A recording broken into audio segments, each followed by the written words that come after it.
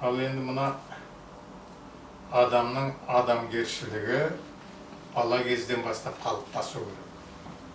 Балалар кітап оқуға құмар болса, кітапта небір түрлі тарих бар, басқа бар, көп нәрселер жазылады ғой. Түрлі кітаптар бар. Дүкеннен алып оқуға болады, кітапханадан алып оқуға болады. Ал енді сол оқығандардың бәрі қызықтылары есте қала береді. Тіпті ғылыми кітаптардың өзі есте қалады. Мына қазір балалардың қызығып жүретіні көбінесе компьютер немесе бір жаңалықтар ашу. Балалар, жас балалардың өзі жаңалықтар ашып жатыр қазір. Мына Шымкент облысында баяғыда бір балалар сабаннан көмір жасаған. Оны қалай жасады? Ойлау, жаңағы бір нәрсені оқыған кезде оған екінші нәрсе туып жатыр мүмкін. Ойына түседі көп нәрсе. Мінекей сондықтан кітап оқудың, газет оқудың пайдасы өте зор. Қазіргі Ұлан газеті бар, Балдырған журналы бар, басқа да басылымдар бар, Балабек деген журнал шығып жатыр. Осының бәрі балалардың қиялын дамытады. Осыны оқып жүрген балалар жаңағы ішіндегі кейіпкерлеріне еліктейді, солар ұқсап жұмыс істегісі келеді, солар ұқсап кітап оқып, артынан өлең жазғысы келетін балалар бар.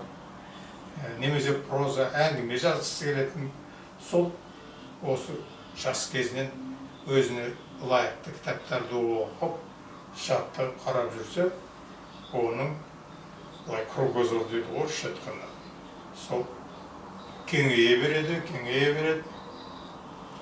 Мынау баяғы бабаларымыздың өмір сүрген кезеңін де білетін болады. Ондағы мына соғыс кезінде мысалы қандай ол соғыстар бірнеше рет болды ғой, бұрынғы атам заманғы соғыстар, кейінгі мына отан соғысы соңғы кезде. Осының қайсында болса да балалардың ерлігі көрінеді. Үлкендермен бірге балалар ерліктер жасаған небір. Мына отан соғысы кезінде партизан болып, партизандардың қатарында өмір сүріп, балаларға ақпар жеткізіп, түрлі ерліктер жасаған балалар. Оларға Совет Одағының батыры деген атақ берілген балалар бар. Енді сонан кейін ауылның партизандарға барлаушы қызметін атқарған балалар бар мысалы. Ержүрек балалар олар. Керемет. Міне осындай тек қана соғыс кезі емес, қай уақытта да үлкендерге көмек беріп жүрген балалар көп. Оның бәрі құрдан құрып көмек берейін десе көмек бере бермейді. Мәселе оқумен, тоқумен келетін көмектер болады. Оны білмейтін бала аңқау бала болып, жалқау бала болып, мысалы, басқаларға көрінуі. Ал жаңағыны біліп тұрып, тіпті үлкендердің көзінше сөйлеуге ыңғайсыз әрине. Мен айтайыншы деп қолын көтеріп отырсам, кластағанда емес, басқа жерде мен осыған жауап берейінші деп өтініп отырса, үлкендердің айта ғой, қарағым дейді. Сөйлеген ол оқығанын жаңағы айтып салады. Үлкендер білмеуі мүмкін оны. Жаңағы балаға қатты риза болады. Ой, мына пәленшенің баласы өзі ақылды бала екен ғой дейді. Оның ана кітаптан оқып алғанын оны есептемейді, оны кітаптан оқу міндетті бар бала. Соның ішінде ақылды болып көрінеді. Содан бір күні жаңағы жиында отырған кезде үлкен кісілердің өзі отыр. Ой, ана пәлен деген кісінің баласы қандай ақылды.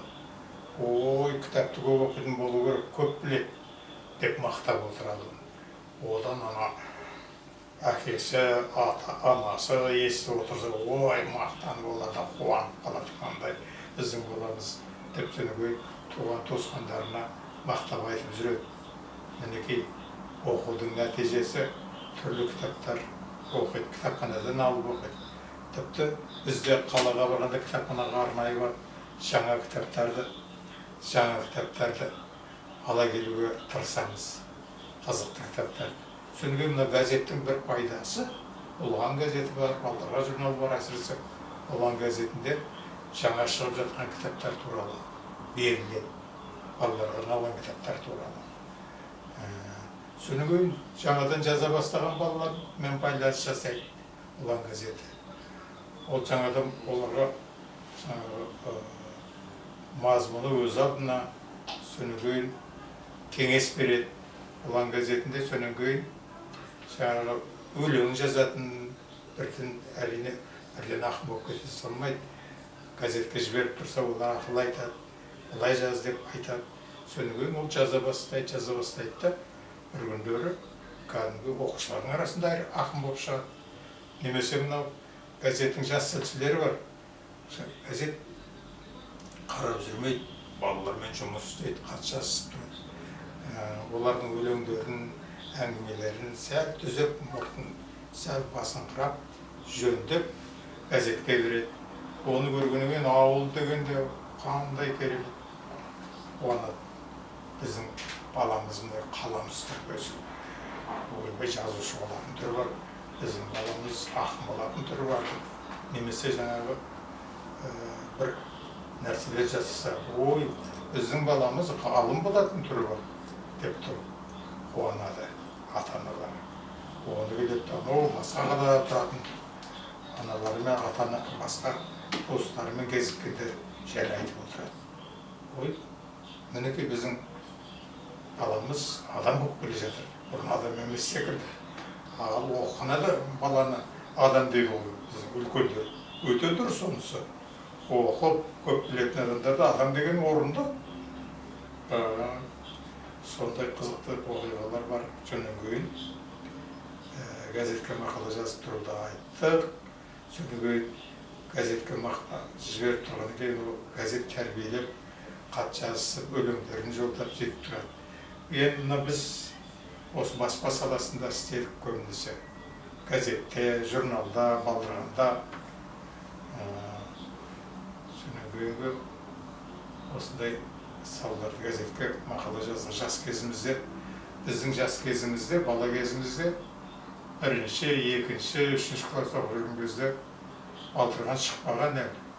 58-ші жылдан бастап шыға бастады, 58-ші жылдан. Ал енді сол кезде біз Қазақстан пионері деп аталатын ұлан, қазір ұлан. Сонда соған жазылатынбыз. Қазақстан пионерін әкеп, мына бетіне, мына түбіне дейін оқып шығамыз. Талай нәрсе басымызға қонып жатады. Талай жаңалықтар, талай қызықты нәрселер. Есте сақтауға тырысамыз. Ол бір есте сақтайыншы десең сақтала қоймайды. Анаға баламен әңгімелескенде айтып қалу керек ішіне. Мына баламен тіпті үлкендердің арасында мен айтайыншы деп келігіп айтып жіберсе, ол өте пайдалы. Ол балалардың енді өте атақты, білімді азамат болу үшін мұғалімдерде жұмыс істейді. Өкіл сонау мұғалім қасында біреу бар, класс мұғалім бар, класс жақсы мұғалімдер қазіргі. Олардың әңгімесін де жақсы тыңдау керек. Содан кейін жаңа кітаптарды оқып отыру керек. Мынау ескі екен деп лақтырып жіберуге болмайды, онда әр жерін ашып қарау керек. Соны біздің ата-бабаларымыз қалай өмір сүрді. Оны біліп жетсеңдер қандай керемет. Сол үлкен кісілер көп, деп олар да оқымаған кісілер, дәл сол кітапты оқымаған болса, аузын ашып, тыңдап қалады. Мінекей сонымен жас кезінен атақты болып шыға келесің. Үлкейген сайын білімің көбейе береді, кейін ғалым болып кетуің де мүмкін. Немесе басқа саланың адамы болсаң да, жалпы халық ырза болатын адам өсуің мүмкін. Сондықтан қарақтарым, қазіргі кезден әйтеуір кітап көрсеңдер әр жерін ашып көріп, қызық болып тартып бара жатса, онда оқып тұтасынан сөйтіп. Тез-ақ оқып шығасыңдар ғой, көздерің жүйрік. Сөйтіп еске салып, жинап жүрсеңдер, әр сабағың жақсы оқылып жатады. Тілің бесік бағалып жатсаң, ата-анаң ырза болады. басқа туыстарың риза болады. Сөйтіп саған үміт артып бәрі сөйтіп қарайтын болады. Енді содан кейін мына мұғалімдер дегенді сыйлай білу керек. Мұғалімді сыйласаң, онда жаңағы алдында, мұғалімнің алдында сабақты ауысып кетіп айтып тұрсаң, басқа балалар да саған қызығады. Сен сөйтіп басқа балаларды соңға ертесің, білімді болып, өзің біліммен басқа балалар сенің де айтқаныңды құптап, сол өте дұрыс деп оқи бастайды. Сөйтіп сенің басқа балаларға әсерің мол болады.